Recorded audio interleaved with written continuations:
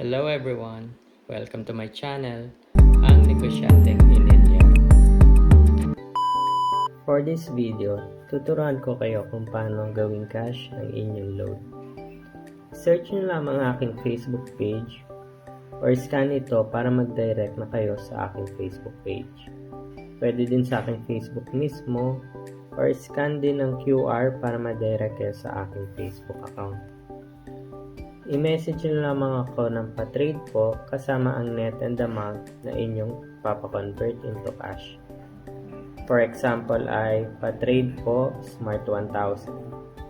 For every network, meron po tayong different rates. Para sa Smart or TNT, 18 to 25% deduction. For Globe and TN, 17 to 22%. For dito load, 25 to 30%. Please take note na maaari pa ito magbago without prior notice, lalo na pag bulk at in demand yung load. Once maging successful ang pagpapasa ng load, maaari nyo na i-drop ang inyong GCash account or your preferred e-wallets or bank for the transfer of the payment.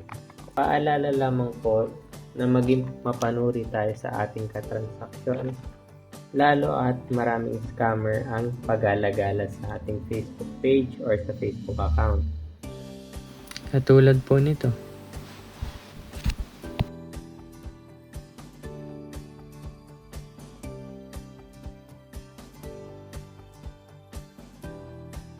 Dati po, Ravens Load to GCash ang pangalan ng aming Facebook page. Pero pinalitan na po ito ng RJ's Trading dahil hindi lamang load ang aming kino-convert.